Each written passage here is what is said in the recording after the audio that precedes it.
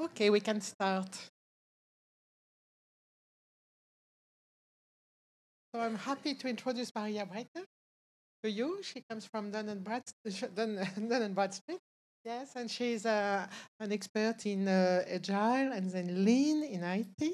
So you told us that you will present 3 cases of lean in IT, and we are really curious to see what it is and to share again. I hope you will have lots of questions. Thank you for coming. Thank you very much, Marie-Pierre. And thank you all for coming. Actually, yesterday I was sitting in my hotel room, totally scared, and thinking, how do I present a framework that 8 teams developed over a whole year, working on major enterprise level challenges in half an hour, in such a way that if you're interested, you can take it with you and try it out. And then we can learn from you and your organizations. We developed this framework organically. And the way it started was on my first day at my new job at Dun& and Bradstreet. I was the first person who was hired by the company with the title of Lean and Agile. So there were islands or pockets of agile and lean practices throughout the company, but there was no one single practice. And on the first day I started, I was thinking I'm building software agile delivery and then spreading it to finance, to people team, to the way the company thinks and the company operates. Instead, on the first day I came to work, my boss was sitting across the table from me and he said, "Here is a list." And I said, "What do you mean a list?" This is a list of 7 major challenges that exist across the company. They're all cross functional. We attempted to solve them. Actually, different people in different roles attempted to solve them a number of times and failed. And now that's your job. So I resisted the urge of slowly exiting the room and never coming back. And I looked at the list. And the list was really, really interesting. All of them had IT component, but none of them were IT challenges. All of them were business challenges. One was our clients, and we're a data analytics company. We've been in the business 175 years. So we have legacy systems, we have huge legacy customers, we have multitude of products, we have mainframe systems, you name it. So the complexity was significant. The first item on the list, our clients don't sign contracts electronically.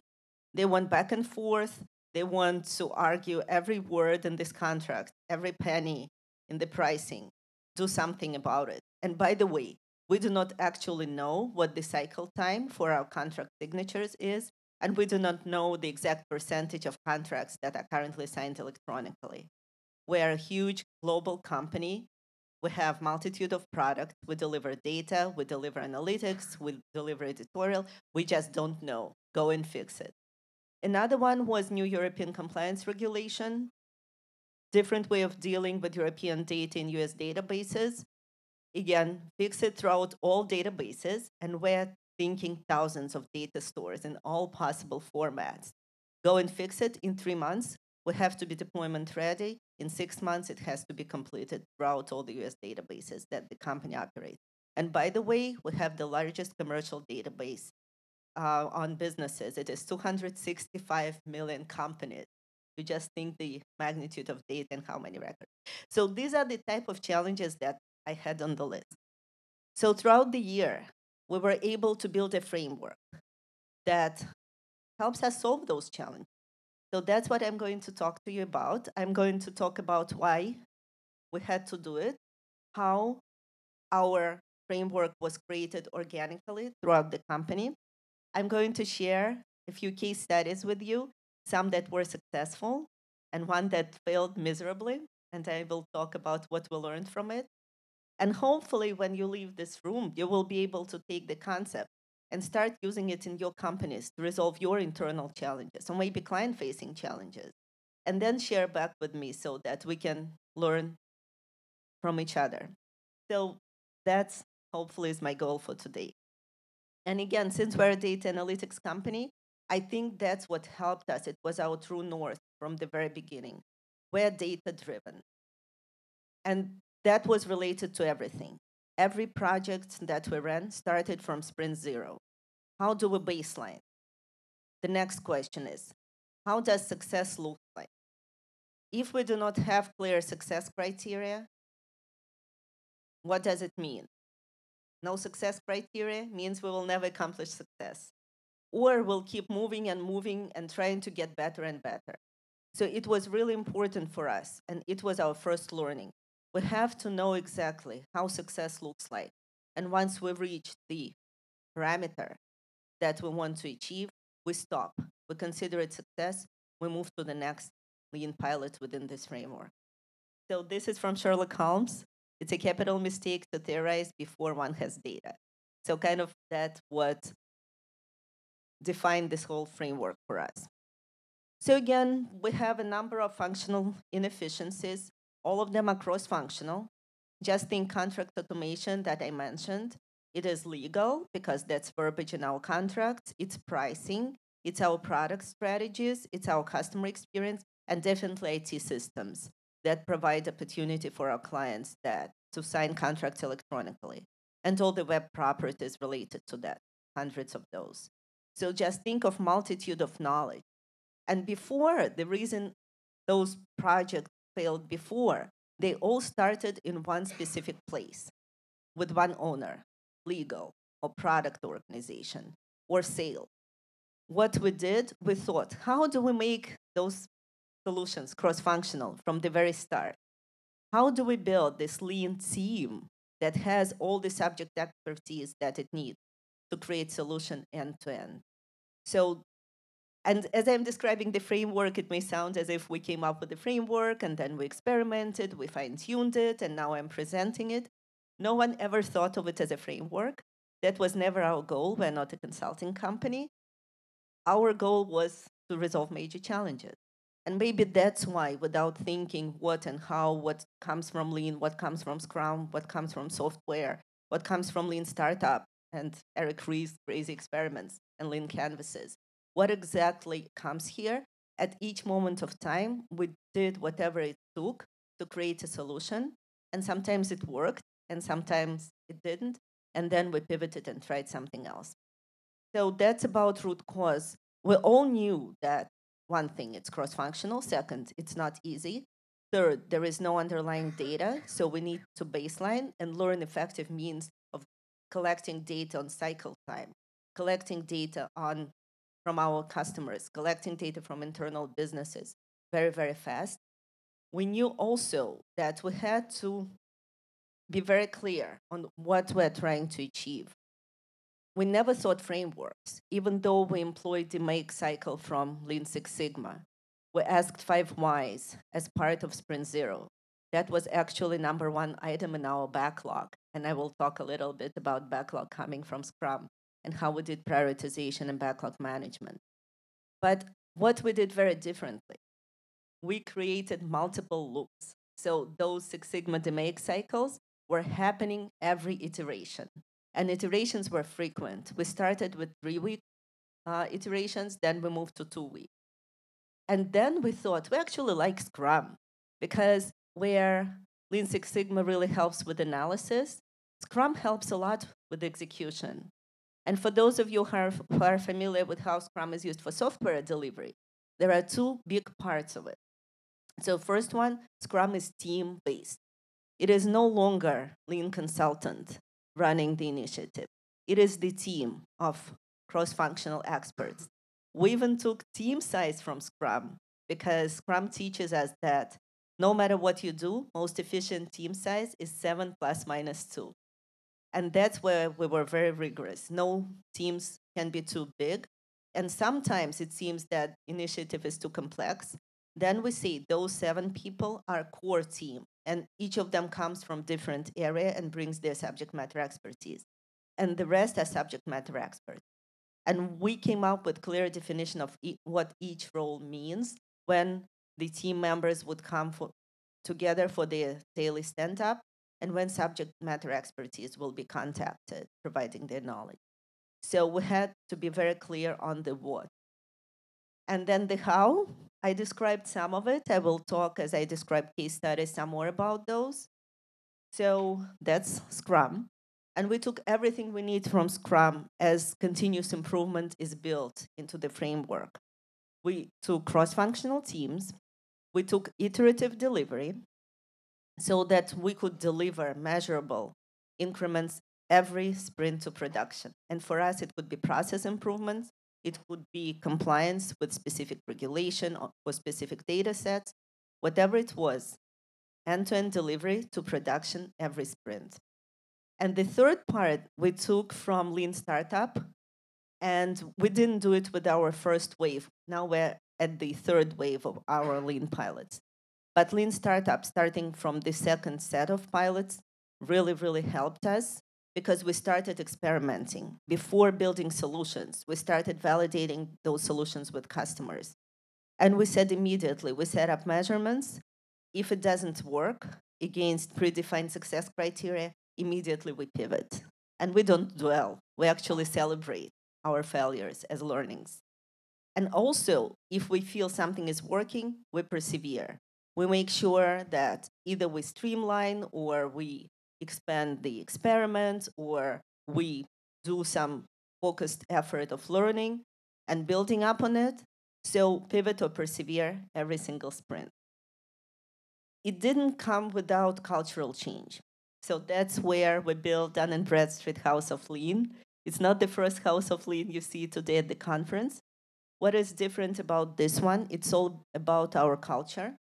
And it's all very relevant internally. So in the middle, you see ampersand, that's the company logo.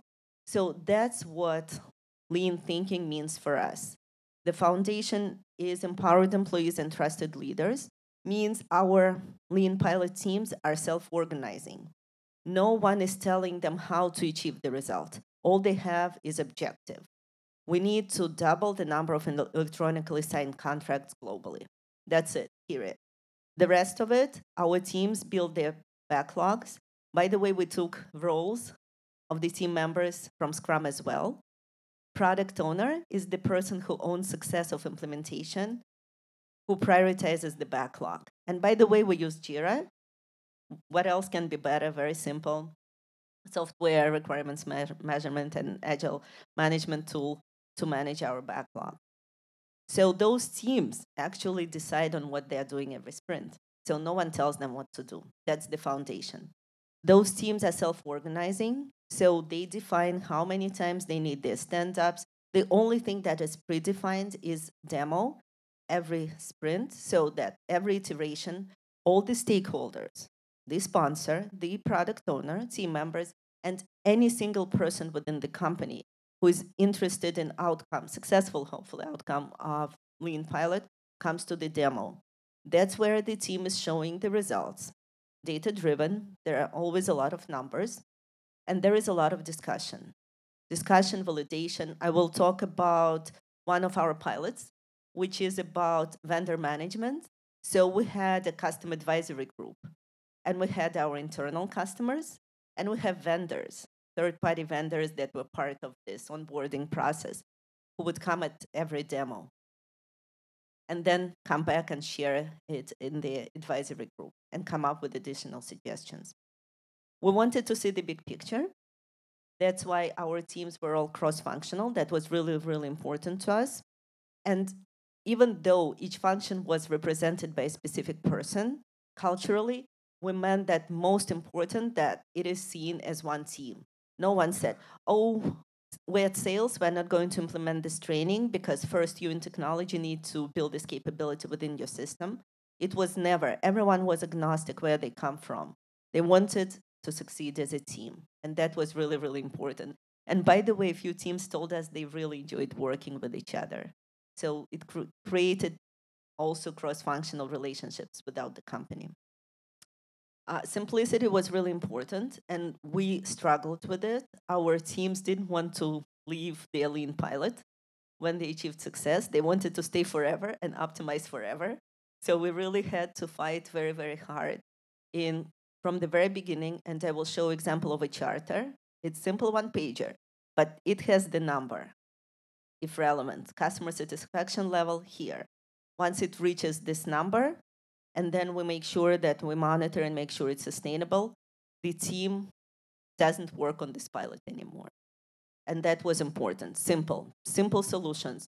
We take lowest hanging fruit, biggest impact, lowest effort, implement in one sprint, start measuring immediately. Next sprint, we implement the next one. We're measuring the first one. Once we reach the success criteria, we stop. If we haven't, we take the next one. Again, lowest hanging fruit, very simple. Fail fast, succeed faster, that was a big one.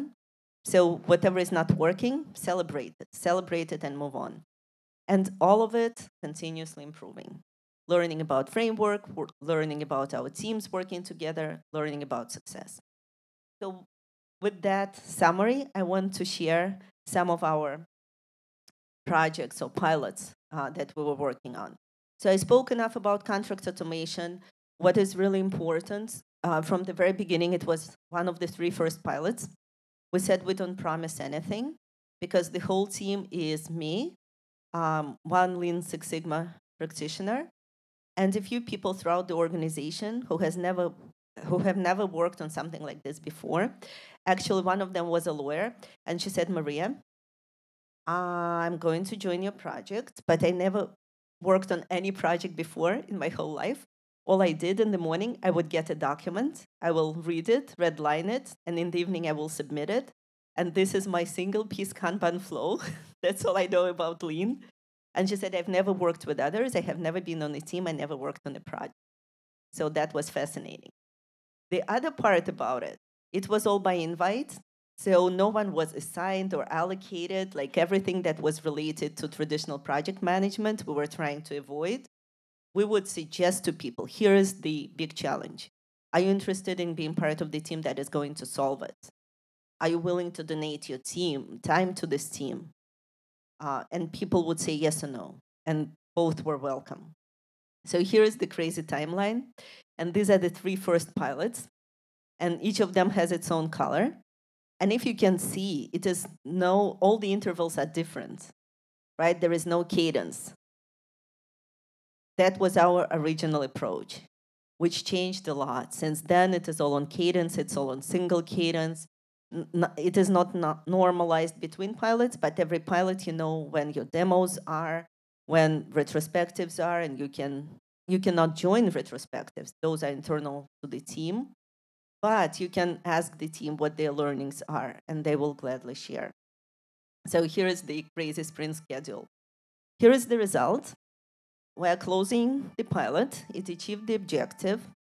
We went from 31% of electronically signed contracts to 56.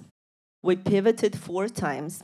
One pivot was painful. The team was demotivated because they were in love with the solution. That was our first huge findings. Don't fall in love with the solution. Fall in love with the problem.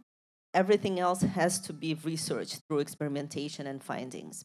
So that was really, really important. So we started with changing commercial policies and thresholds and pricing terms with training sales reps. Nothing worked. Then we did some minor software changes and website changes that gave us some percentage. Then we changed our master agreement. Actually, it was too long. So it was so much text in it that clients just wanted to negotiate, presented with that much text. We made it very simple and generic, and they loved it. Who could think of it? But until we prioritized it and then tried it again in different form, we would never find out. And then we signed a contract with DocuSign, and now it's going through the roof. Now, we have to force clients not to sign something electronically. And that was a major challenge. For 3.5 years, several groups tried to resolve it. The next one is global third-party engagement. That's what I mentioned. We were the worst. Vendors had real big trouble dealing with us. It actually took us, cycle time was weeks. It was not even days. So for any vendor, even staffing vendor, or supplier to engage in a contract with us, and part of it, our company is really big on ethics. We are the most ethical company 9th year in a row because we take it really seriously. We check our suppliers, we check our contractors from all the different perspectives. And by the way, we own those databases, so that makes it slightly easier. But we do it really, really thoroughly, and that takes time. And no one liked it. By that time, it was our second wave. So every pilot has a charter. And if any of you saw traditional project management charters, multi-page documents, business cases that thick, this is it. So this is about the format that we had, and that was sufficient. What are we trying to achieve? What is the objective? What are the milestones? What are success criteria? And this is our project plan. Doesn't look much like Gantt chart, right? Like very simple. We were at 17.1 day cycle time for onboarding an average vendor. And we found out that industry average was 10 days. And we said we want to go down to 6. And also we said our expectations are based on what we know by sprint 2, which should be at 12. We want to be at 10 after sprint 4, but we do not know. We will refine as we go. So that's our release plan. This is our more detailed sprint plan. As you can see, every sprint, we implement a new improvement. We start measuring it. And the following sprint, we see, did it work or it didn't? If it didn't, we pivot. If it did, we persevere. So that's our sprint 0 when we collect data to sprint 4 release plan, sprint plan. Here is the data. So as you can see by sprint 5, our customer satisfaction went up 22%. And our cycle time improvement was 49.3%. And no one could ever believe that. That was probably 4th or 5th attempt to bring customer satisfaction up. But by that time, no one believed it's possible. Having the level of thoroughness and the richness of data that we have, it just was expected to take that long. Our customers formed a customer advisory group, and they loved us. The Voice of Customer survey showed that from being one of the worst companies to deal with, we became one of the most loved by customers. And by the way, I had very little to do with it except for initial coaching. My lean specialist almost created a container for this team, but it was the team with the product owner who drove it. And they just received the big industry award for best in procurement in the United States. And I cannot even take credit for it because it is one of those self-organizing teams that really felt ownership and were excited to do this. And this is their customer feedback data. We use SurveyMonkey. All the tools are really, really simple, from SurveyMonkey for polling to Jira for backlog management. None of it is too sophisticated. It's all about simplicity, but it works for us. So the third one I want to mention, and the reason I want to mention it, I won't go in detail, but it's really interesting because one was about sales, one was about internal processes related to vendor management. This is core business. What we own is DUNS number. This is unique identifier that we as a company assign to companies around the world. So that's our core business. And even that, we wanted to change. And it was one of our second wave of projects. When we said in some countries, especially not in Europe, not in the United States, but in the countries where new companies emerge daily in thousands, and similarly, they die daily in even greater numbers. It's not easy to identify, to collect data manually through research, through calling these new companies. It's also very difficult to match those companies because let us say we're in China and we have company name in Chinese characters and we get requests from a large client in the United States and it's all in Latin letters. So how do we know it's actually the same company? It doesn't say it's this stone number 1 or number 4, and it doesn't depict the character, and the address may be confusing. So how do we know it is the same company and we match it with the degree of certainty that we can assign a new unique identifier to it? So what we knew, there are major pain points from our US customers who get the response that says unable to contact and verify data. And they're not happy about it because they're making major business decisions. Should it be a new partner? Should it be a new supplier? Or maybe this company in this country is the one that they want to buy, and that's a huge decision for them. So this pilot was about optimizing customer experience and increasing the percentage of matches where we can say with significant degree of certainty that information about this company is verified. As you can see, there is a lot of metrics here, and this is not what we want to measure every single time, because the less the better, but this is really complex, and this is core business. As you can see, we had to redesign the whole workflow. We had to increase transparency. We had to reduce cycle time. That's what velocity is here in automation. We have to streamline validation and reduce our batches of how we do those investigations. So as you can see, metrics is moving up. We're not there yet. There are ongoing initiatives. But again, that's really significant core business that we're changing. This was the compliance related one, and I won't talk about it, but this actually pushed the borders of what we thought is a valid lean pilot, because there is nothing here about process improvements. There is nothing here about optimization. It is all about compliance with new regulation. And when it came out, the estimation from the IT team that was assigned to it was 3 years. And business team said, no way, we have 3 months. And there were 2 milestones, 3 months to create the plan and confirm the approach and build the platform, and then additional 6 months to meet the commitments throughout the company. So what happened, in 3 months, we were ready. We received certification that we needed to proceed further, but European Union extended the timing because almost none of the companies that were affected by this new regulation was able to certify as being on track for being compliant. So we got additional 6 months. What it gave us is a lot of competitive advantage. We built some new systems, we created new products, we enhanced functionality. So it was actually very good. And also we were really proud because probably we're the largest database that was affected by this regulation, and yet we had no problem compared to smaller companies with less data in complying with it. And all by creating sprint by sprint plan, by pivoting and learning every iteration, by having demos and showing our stakeholders from multiple departments where we are. So we can build every single experience based on what we have previously completed. The question is, did we succeed with all the pilots? No.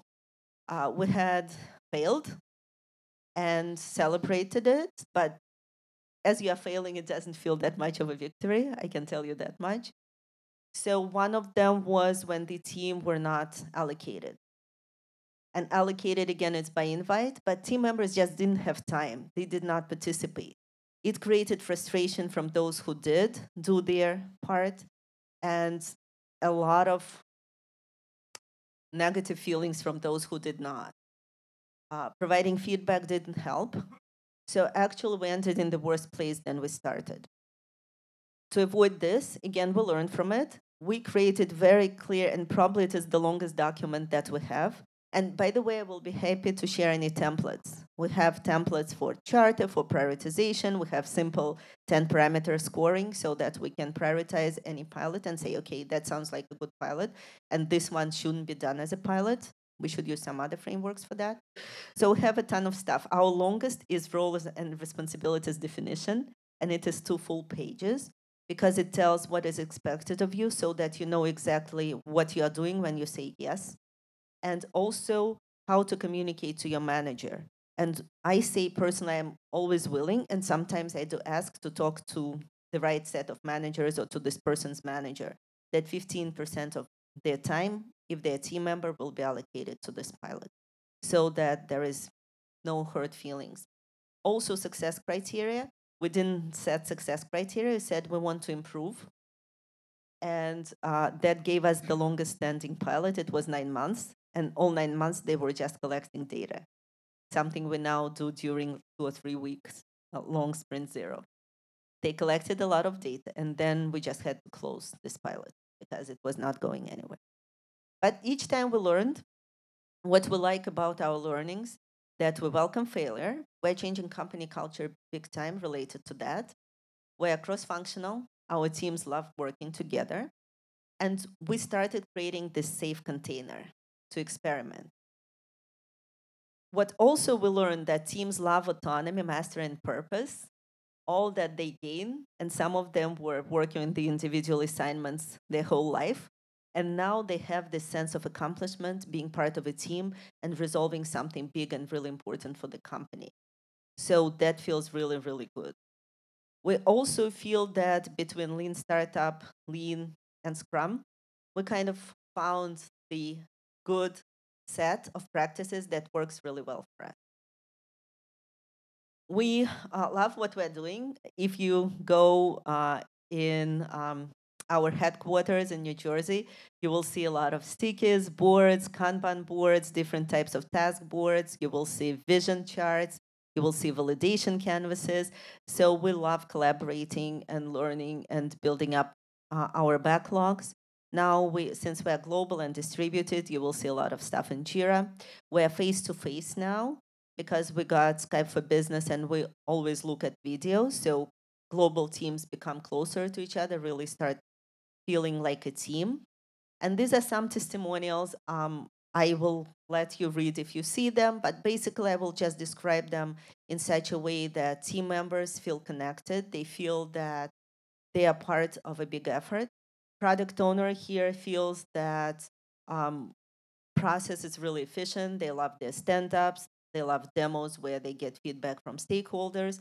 They feel that they would never be able to accomplish this amount of work if it were a traditional Lean Six Sigma initiative. They would be still collecting data when they already may achieve success criteria within Scrum framework. And they're just really happy about opportunity for feedback and continuous learning that they get. What is next for us? So it's hard to answer. I'm sure if I spoke with you in 3 months and 6 months, the story would be very different because we keep learning every sprint as we go and as we create new lean pilots. We just started two more, and one is totally IT, API migration and customer experience related to how we deliver data to our customers. Another one is product delivery, a new customer assessment report that goes from compliance to product to multiple groups of customers globally. So we do not know what come next, what we will learn from it. What we know, it won't be the same tomorrow as it is today. That's for sure. What we dream about is that we feel that by now we are ready to share this process externally with the sole purpose of learning from anyone who wants to try it out. At any moment of time, I'll be very happy to share our templates. And again, I can talk hours and hours about how we started prioritizing our project. How do we now understand what is a good pilot, what is not? How we can see, is this team going to be cohesive and deliver results, or they may have trouble working together? A lot of great learnings along the way. So with that, I want to share my contact information and kind of make myself available to you if you want to try it out. And the only thing that I would ask back, if you choose to, is to share your results and your learnings with me so that we can grow together. Thank you very much.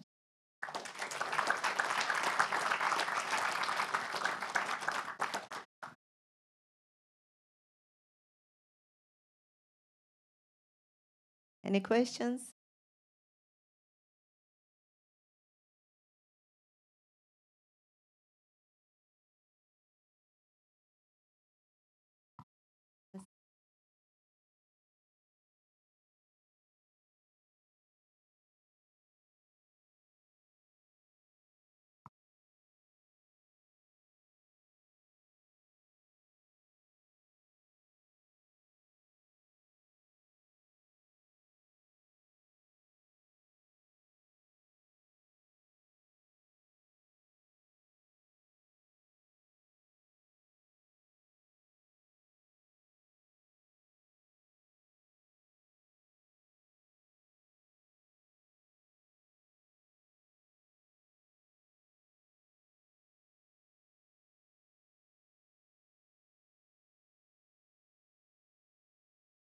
I love the question because that was one of the biggest pieces of the puzzle.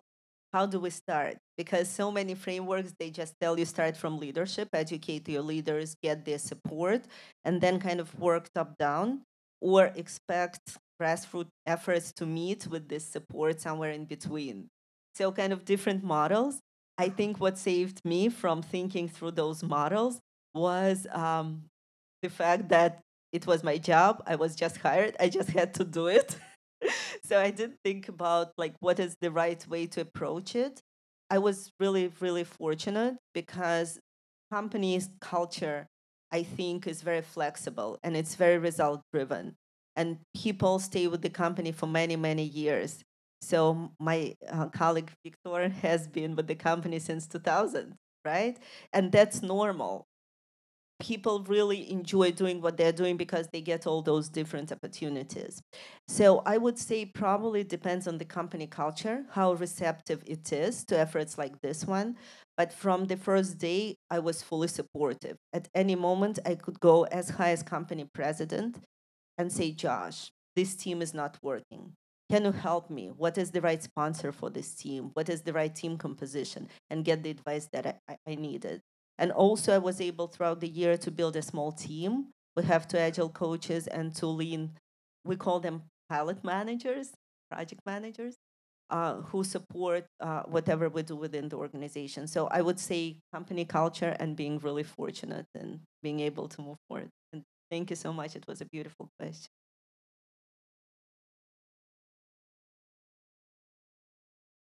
Anything resonated with anyone? Anyone wants to try it? Ever? No? That's my big hope that one of you will be inspired and try it. Get back. Yeah. Thank you very much.